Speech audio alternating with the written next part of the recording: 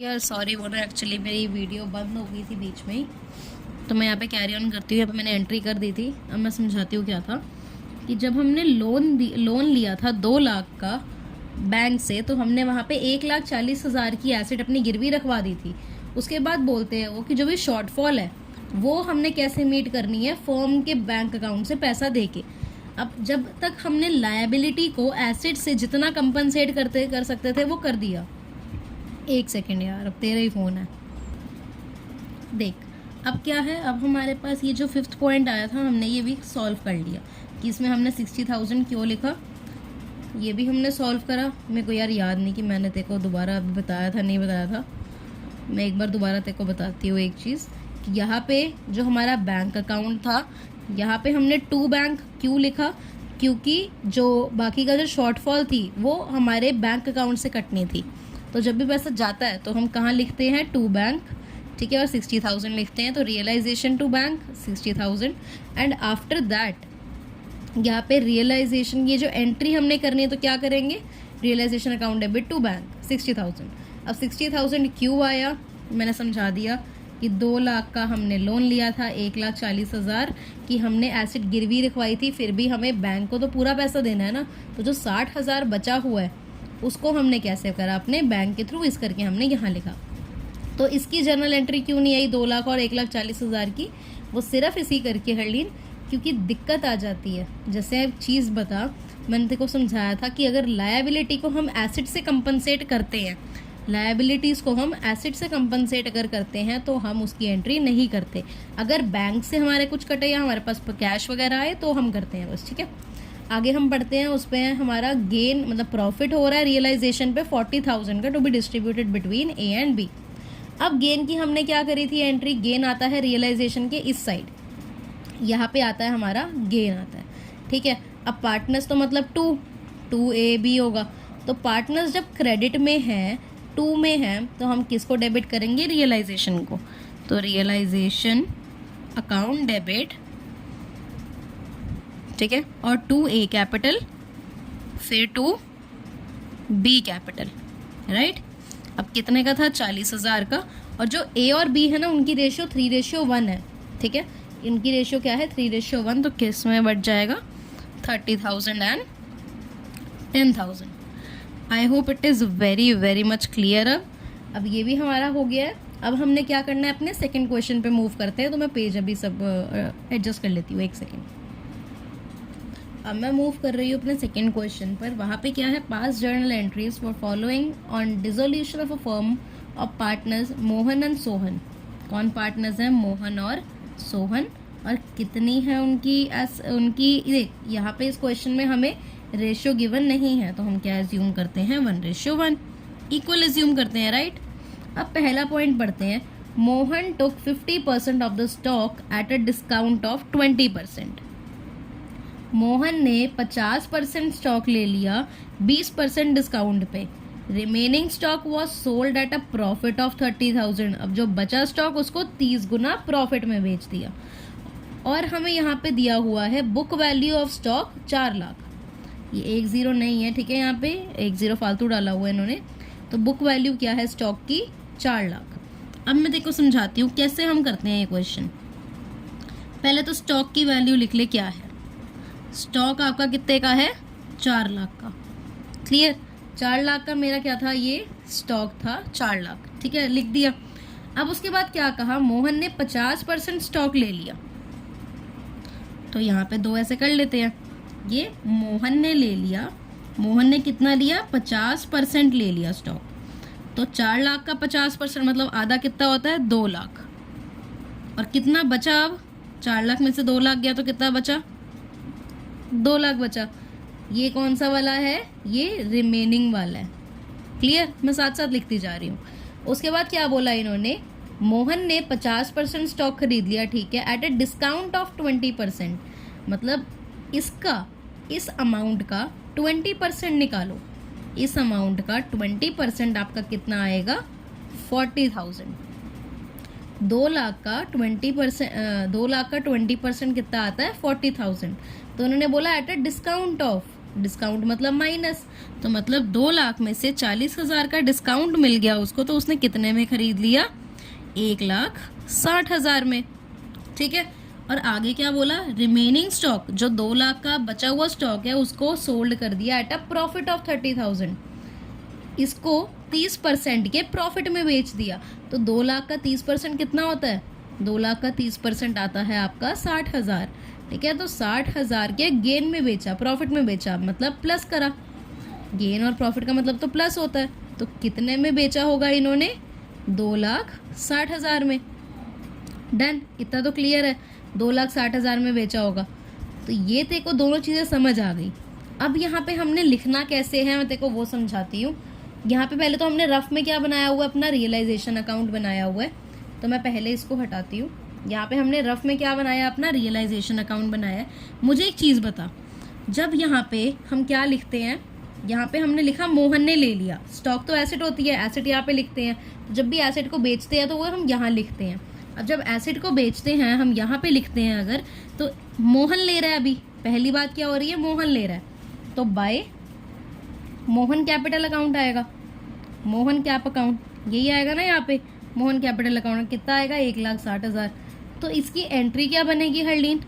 Mohan capital account debit to realization, यही बनेगी ना। Mohan capital account debit to realization account, यही बनेगी मेरी।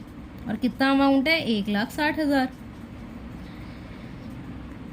अब उसके बाद क्या है? यहाँ पे ये जो बची हुई है इसमें भी इन्होंने क्या बोला? ये जो बचा हुआ था उसको 60,000 मतलब 30% के गेन में बेचा था। बेच दिया ना। बेचने का मतलब कोई पार्टनर का नाम तो नहीं आया, तो मतलब बैंक से बेचा। बैंक मतलब बेचा तो पैसा आया उससे। तो बाय बैंक करके कितना लिखना है मैंने? 2,60,000। ठीक है, तो अब इसकी एंट्री क्या बनेगी? Bank account debit to realization, bank account debit to realization account. और कितनी? 2,60,000 और ये भी 2,60,000। ये डन है जी, क्लियर, इजी थी, कोई दिक्कत तो थी नहीं इसमें। बस मैंने क्या करा? एक सिंपल सी कैलकुलेशन करी, उसको मैंने देखा कि रियलाइजेशन में कहाँ जाती थी। अगर मुझे याद है तो मेरे को ये करने की ज़रूरत ही नहीं, बनाने की ज़रूरत ही नहीं है रफ में। बट अगर मुझे याद नहीं है तो मैं ये कर सकती हूँ चीज़ें। ठीक है, फिर मेरे पास क्या आता है? मेरे पास आती है यहाँ पे नेक्स्ट मेरी एडजस्टमेंट, डेटर्स ऑफ 264,000। डेटर्स कितने के थे? 2,64,000। Provision for doubtful debt 24,000। 48,000 of the debts proved bad. देख, हमने प्रोविजन फॉर डाउटफुल डेट का कुछ नहीं करना। हमें इसमें क्या है? प्रोविजन फॉर डाउटफुल डेट का कुछ भी नहीं करना होता। तो कितने डेटर्स थे हमारे? 264,000 के। ठीक है, 2,64,000 के। उसमें से इन्होंने क्या कहा? 48,000 के बैड है। 48,000 बैड प्रूव हो गए, तो मतलब 48,000 मुझे यहाँ से घटा देना है। तो मेरा जो अमाउंट आएगा उससे मेरी क्या आ जाएगी? यहाँ पे डेटर्स की मैं यहाँ पे पेमेंट कर दूंगी। अब मैं यहाँ डेटर्स की पेमेंट नहीं, सॉरी, डेटर्स को बेच दूंगी। ठीक है ना, पेमेंट नहीं होती डेटर्स की। तो यहाँ पे देखो मैं क्या बोल रही हूँ। अब क्या है यहाँ पे? डेटर्स थे मेरे 2,64,000 के, उसमें से प्रूव्ड बैड कितने बैड हो गए? 48,000। प्रोविजन फॉर डाउटफुल डेट का कुछ यूज़ नहीं करना हमें। तो जब यहाँ पे इसके प्रूव हो गए तो पहले तो इसका अमाउंट कितना आया? 216,000। ठीक है, 2,16,000 पहले तो मेरा ये आ गया। अब डेटर्स मेरे इस साइड आते थे। जब डेटर्स बेच रही हूँ तो यहाँ पे लिखूंगी। और कैसे बेच रही हूँ? पार्टनर से तो बेच नहीं रही, तो बाय बैंक करके क्या लिख दूंगी? 216,000। और मेरे पास सेकंड मेरी एंट्री क्या बन जाएगी? Bank account debit to realization, bank account debit to realization account. और कितना अमाउंट? 216,000। यहाँ पे भी 216,000। ठीक है, ये भी हो गया। अब हम कहाँ पे आते हैं अपने? अब हम अपने नेक्स्ट क्वेश्चन, नेक्स्ट पॉइंट पे आते हैं। Just hold on a second.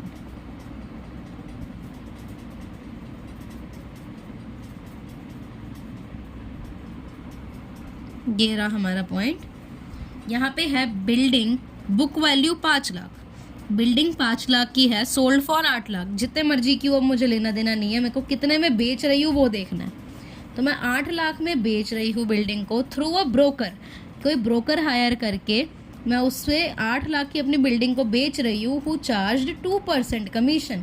मतलब उस ब्रोकर ने क्या करा, उस ब्रोकर ने 4 लाख की कमीशन क्या करी, 4 लाख की कमीशन ली मेरे से। अब मैं कितने की बेच रही थी हरलीन, 8 लाख का बेच रही थी। अब उसके बाद क्या हुआ, मेरे से कमीशन चार्ज कितनी करी गई है, मेरे से कमीशन चार्ज करी गई है 2%, किसका, 8 लाख का। तो 8 लाख का 2% आपका आता है 16,000। 8 लाख का 2% होता है 16,000, ठीक है। अब उसके बाद जब मैं इसे माइनस करती हूँ तो मेरे पास कितना आएगा, 784,000। अब तो कहेगी मैं तूने माइनस क्यों करा। अब एक चीज़ बता, मेरे को अगर कहीं से पैसे मिलने हैं 8 लाख, मेरे को तूने 5 रुपये, मेरे को तूने 10 रुपये देने हैं, और मैंने तेरे से उधारी ली पड़ी थी 4 रुपये की, तू क्या कहेगी, तू क्या मुझे 10 रुपये दे देगी। तू कहेगी हाँ मैं 10 रुपये ले ले, तू मेरे को फिर मेरे कितने दे दे। देख मैंने तेरे से 10 रुपये लेने हैं अभी, और मैंने पहले पास्ट में तेरे को 4 रुपये का उधार दिया, मतलब 4 रुपये तेरे से, मैं क्या बोल रही हूँ मैं समझ नहीं आ रहा, एक सेकेंड यार, 1 मिनट। हाँ देख, मैंने तेरे से क्या करना था, मैंने तेरे से 10 रुपये लेने थे पहले, मैंने अभी तेरे से 10 रुपये लेने हैं। मैं पहले तेरे को क्या कह रही थी कि हरलीन मैंने तेरे को 4 रुपये देने थे बट मैंने नहीं दिए। तो तूने क्या कहा, मीत मैं तेरे को 6 रुपये दूंगी अभी, क्यों, क्योंकि तूने मुझे पहले 4 रुपये देने थे और तूने मुझे दिए नहीं, और तू मुझसे 10 रुपये मांग रही है, तो मैं तेरे काट के दूंगी पैसे। तो मैंने कहा चल ठीक है, ओके। तो अब 6 रुपये देगी तू मेरे को। तो यही यहाँ पे हिसाब हो रहा है कि 8 लाख का वो बंदा बेच रहा था किसी के थ्रू। उसने क्या कहा उस बंदे ने कि अगर मैं मेहनत कर रहा हूँ, मैं बिकवा रहा हूँ, तो मैं भी कमीशन चार्ज करूँगा। तो हमने कहा ठीक है, फिर हमें 8 लाख मत देना, उसमें से जो अपना तुम्हारा कमीशन का पैसा है ना उसे हटा लो, उसे ले लो, और फिर बचा हुआ पैसा देना, तो जो कि है हमारा 7,84,000। क्लियर। अब उसके बाद जब हमने ये पॉइंट पढ़ लिया, बिल्डिंग, जब बिल्डिंग की बात हो रही है तो मतलब यहाँ पे आया तो बाय बैंक ही आएगा, ये तो बाय बैंक ही आएगा ना, ऑफ कोर्स है। बाय बैंक आया तो कितना है, तो यहाँ पे हमने क्या लिख दिया, हमें 7,84,000 मिलना है, और किससे मिलना है, जो हमारे बिल्डिंग सोल्ड करके है। तो बिल्डिंग, अगर ऐसे बिल्डिंग यहाँ आती है, उसको जब हम बेच रहे हैं तो यहाँ पे आएगा, जब पैसा आ रहा तो इस साइड लिखते हैं। तो बाय बैंक 784, तो इसकी एंट्री क्या बनेगी, bank account debit to realization. क्या बनेगी, bank account debit to realization account, यही बनेगी। और कितने अमाउंट से, 784,000, ये भी 784,000, ठीक है। फिर हमारे पास एक नेक्स्ट चीज़ आती है हमारी, यहाँ पे बस 2 पॉइंट रह गए, फिर हमारी वीडियो कंप्लीट। इसमें है machinery book value 6 lakh, 6 lakh की मशीनरी थी, was given to a creditor at a discount of 20% in settlement. हमारे पास एक मशीनरी थी, एक क्रेडिटर था हमारा, जो हमारी लायबिलिटी होती है, उसको हमने मशीनरी दे दी 20% डिस्काउंट पे। तो 20% डिस्काउंट दे, जब हमें पता लग गया कि किसी लायबिलिटी की एसेट से हमने सेटलमेंट कर दी है, मतलब किसी लायबिलिटी को हमने कंपनसेट कर दिया है एसेट से, तो हमें कोई भी एंट्री पास नहीं करनी, चाहे तुम डिस्काउंट पे दो, तुम गेन पे दो, हमें लेना देना नहीं है। जब तक सेटलमेंट में हो गया है, बातचीत हो गई है, तो हमें कोई भी एंट्री पास नहीं करनी। तो यहाँ पे नो एंट्री, ओके। फिर आती है इन्वेस्टमेंट वैल्यू 40,000 रियलाइज्ड एट 150%, मतलब 150% से 150% पे हो गई। वो मैं समझाती हूँ कैसे, इसका मतलब है 150%। यहाँ देख, ये क्या था हमारा, यहाँ पे क्वेश्चन में था कि 40,000 की हमारी क्या थी, वो हमें क्या बोला गया, 40,000 की हमारे पास क्या है, इन्वेस्टमेंट है, उसको रियलाइज हमने किस में करा, 150% पे, मतलब 150% पे। तो सिंपल हमने क्या करना है, 40,000 की हमारी क्या थी, इन्वेस्टमेंट थी, उसको इंटू कर दो 150%, 150% था तो ये कर दो, जब इसे काटोगे आपका आएगा 60,000। तो हमारी इन्वेस्टमेंट की अब वैल्यू रियलाइज कितनी हुई, 60,000। 40,000 की थी, 60,000 में बिकी है, जितने की भी थी हमें लेना देना नहीं है, कितने की बिकी है वो बताओ, 60,000 की, तो उसी अमाउंट से लेना देना है। इन्वेस्टमेंट यहाँ आती है, तो इन्वेस्टमेंट को जब बेच रहे हैं तो हम यहाँ लिखेंगे, तो बाय बैंक, और कितना लिखेंगे, 60,000। क्लियर। यहाँ पे लास्ट एंट्री क्या होगी, bank account debit to realization account. और कितना है हमारा रियलाइजेशन अकाउंट का अमाउंट? ये हमारा है 60,000। 60,000 क्यों है? क्योंकि हमने 40,000 का 150% जो एज सजेस्टेड इन क्वेश्चन, जो हमें था, इंस्ट्रक्टेड था, वो हमने कर दिया। तो ये भी क्वेश्चन कंप्लीट हो गया। जर्नल एंट्रीज हमारी यहाँ पे कंप्लीट होती हैं। अब फिफ्थ पार्ट ये आई थिंक फिफ्थ पार्ट ही है, fourth part I don't know, जो भी है। अब इसमें हमें जो हमारे 2 पार्ट अभी और आने हैं वो करके हमारा पूरा कंप्लीट हो जाएगा डिसोल्यूशन चैप्टर भी। फिर then will move forward to our death chapter.